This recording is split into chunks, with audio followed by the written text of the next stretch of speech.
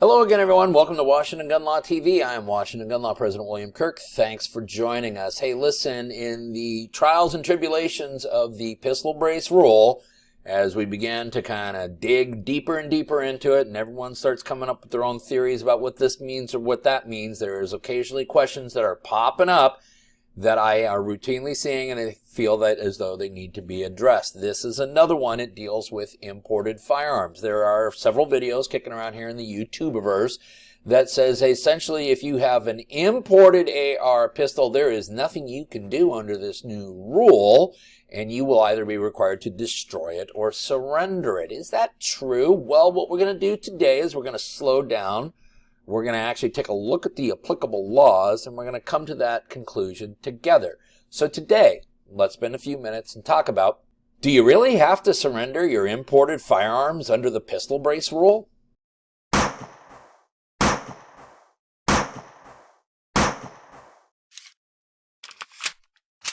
Okay, so the issue we are talking about yet again today is the ATF's new rule on firearms with attached stabilizing braces, 2021 R-08F, better known as your pistol brace rule. Now, for the sources for our materials today, so we do want to cite to our sources, will actually be the pistol brace rule itself, specifically pages 246 and 247. We're also going to talk about 18 United States Code, Section 922, specifically subsection R. We're also going to talk about 18 United States Code, Section 925, and we're also going to need to talk about 27 CFR, Section 478.39.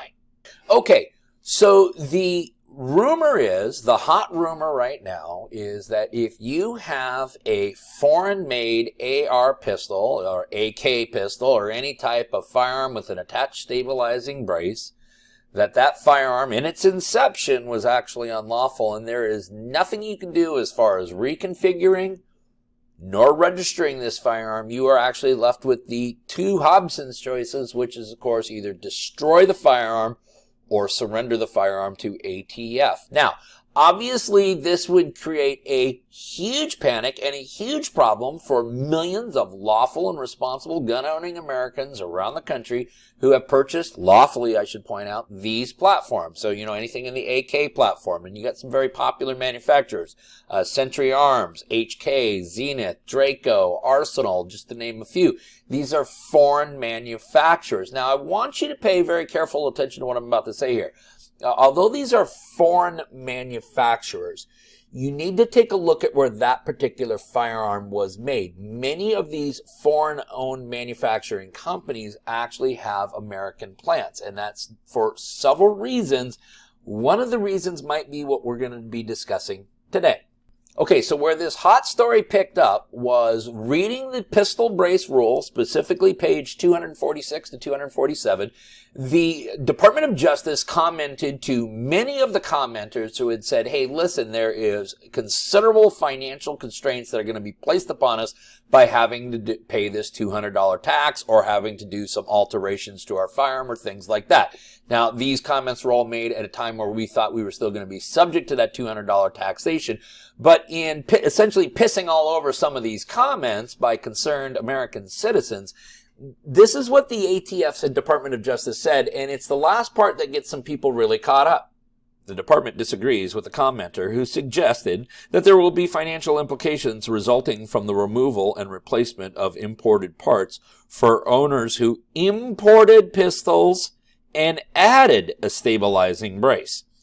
Okay, and I want to quantify that because that is what the Department of Justice is referring to. Now, they go on to further state, the commenter incorrectly interpreted 18 U.S.C. 922R as requiring the removal and replacement of imported parts to comply with Section 922R. Section 922R generally makes it unlawful for any person to assemble from imported parts any semi-automatic rifle. And 27 CFR 478.39 provides that a person may not assemble a semi-automatic rifle using more than 10 of the imported parts listed in the relevant paragraphs of the regulation. Okay, So what they're saying is that you cannot have assembled a semi-automatic rifle using a certain number of imported parts, or the manufacturer could not have done so, okay? This is what's getting some people spun up. Now, the Department of Justice further states, the criminal violation under 18 U.S.C. 922R is for the assembly of the semi-automatic rifle. Therefore, modification of this kind of firearm through the removal of the relevant parts would not cure the 922R violation because the assembly has already occurred. Nevertheless, for the purposes of the cost outlined in the standalone RIA, ATF assumes this group may use another scenario, such as destroying the firearm or turning it into ATF by using the population derived from bump stock type devices as a proxy. And we all know how well that bump stock ruling has been going for the ATF. Okay, so here let's break this down now. What they're saying is listen, if you have an imported pistol, which you attach the stabilizing brace to, you have violated 18 U.S.C. section 922R in that you have assembled a semi-automatic rifle. No, I didn't. I just added a stabilizing brace. But remember what ATF is saying now, is that some of these firearms with attached stabilizing braces really constitute a semi-automatic short-barreled rifle, which of course falls under the category of semi-automatic rifle because it was designed or intended to be fired from the shoulder. Okay. So then let's take a look at 18 U.S.C. section 922R, because that obviously seems to be the crux of the problem. What does that statute read? It reads as follows. It shall be unlawful for any person to assemble from imported parts any semi-automatic rifle or any shotgun which is identical to any rifle or shotgun prohibited from importation under section 925D3 of this chapter as not being particularly suitable for or readily adaptable to sporting purposes, except that this subsection shall not apply to.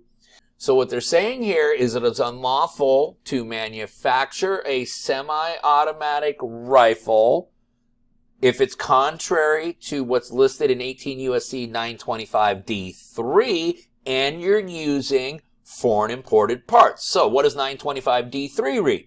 Well, 925D3 says that the Attorney General gets to regulate the importation of certain types of firearms and ammunition. And if we get into NFA items, things change. Why would we be getting into NFA items? Well, remember, these AR-AK pistols are now being reclassified as short barrel rifles, which puts them under the purview of the NFA and the Internal Revenue Service. This is how Section 925 reads. The Attorney General shall authorize a firearm or ammunition to be imported or brought into the United States, or any possession thereof, if the firearm or ammunition, 3, is a type that does not fall within the definition of a firearm as defined in Section 5845A of the Internal Revenue Code of 1986, and is generally recognized as particularly suitable for or readily adaptable to sporting purposes, excluding surplus military firearms, except in case where the Attorney General has not authorized the importation of the firearm pursuant to this paragraph, it shall be unlawful to import any frame, receiver, or barrel of such firearm, which would be prohibited if assembled. So what that section says is, hey, listen, the Attorney General can authorize the importation of firearms into the United States so long as they don't constitute NFA items, but the Attorney General has no authority. What they're saying for some of these firearms now is, listen, when you got a foreign-built pistol with an attached stabilizing brace that actually constituted a foreign-made semi-automatic rifle, which was unlawful and could not be imported because the Attorney General cannot authorize the importation of NFA items. But here's the other thing we need to be aware of, because ultimately when we dig all the way down and go deep into the woods, we still get to 27 CFR section 478.39, which further defines what it is to be a firearm which is made from foreign parts, because it's not just any old firearm. The Code of Federal Regulation here specifically states, No person shall assemble a semi-automatic rifle or any shotgun using more than 10 of the imported parts listed in paragraph C of this section if the assembled firearm is prohibited from importation under section 925D3 as not being particularly suitable for or readily adaptable to sporting purposes. So the firearms which would be subject to prohibition under 922R are NFA items which have 10 or more foreign parts as listed in subsection C. What are the foreign parts in subsection C of the CFR? For purposes of this section, the term imported parts are frames, receivers, receiver castings, forgings or stampings, barrels, barrel extensions, mounting blocks, muzzle attachments, bolts, bolt carriers, operating rods, gas pistons, trigger housings, triggers, hammers, sears, disconnectors, buttstocks, pistol grips, forearms, handguards, magazine bodies, followers, floor plates. And unless that firearm has 10 or more parts which were foreign parts in it, it doesn't qualify as one of the prohibited firearms. Which brings us full circle now back to some of these foreign manufacturers, which is many of these foreign manufacturers have plants, assembly and manufacturing plants right here in the United States. And that is done for lots of reasons. One is to cut back on the importation cost and the shipping cost and all of that. But secondly, it probably helps these companies comply with federal regulations. Now, am I saying that those that are out there that were saying all imported pistols with attached stabilizing braces are only going to be subject to forfeiture or destruction? I'm not saying that's wrong. But what I'm saying is there is a lot more for us to think about. And this is one thing that we're always trying to do here at Washington Gun Law. We do not want to try to tell you how to think. We just want to give you the things to think about. Finally, there is no doubt that certain foreign-built platforms of pistols with attached stabilizing braces are far more susceptible to scrutiny under this rule than perhaps domestically made platforms. Take, for example, the AR pistol compared to the AK pistol. Now, we know that the new pistol brace rule essentially says that if a firearm has an attached stabilizing brace with a surface area which is suitable for shouldering, the firearm may be considered to be an unlawful short barrel rifle considering, and then there is 6 criteria that have been placed into the Code of Federal Regulations. Criteria number 4 reads as follows. Whether the surface area that allows the weapon to be fired from the shoulder is created by a buffer tube, receiver extension, or any other accessory component or other rearward attachment that is necessary for the cycle of operations.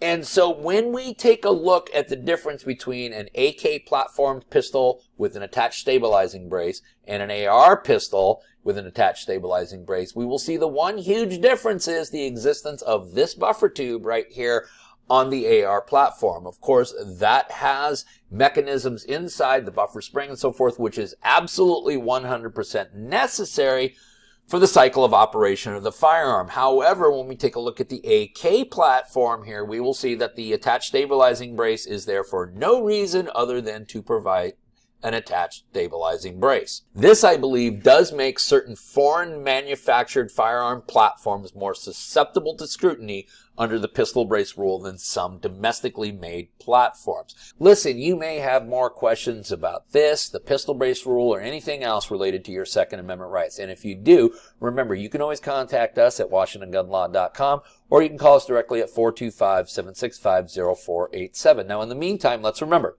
part of being a lawful and responsible gun owner, like we talk about all the time here at Washington Gun Law, is to know what the law is in every situation and how it applies to you in any instance that you may find yourself. Until next time, thanks for watching. Stay safe.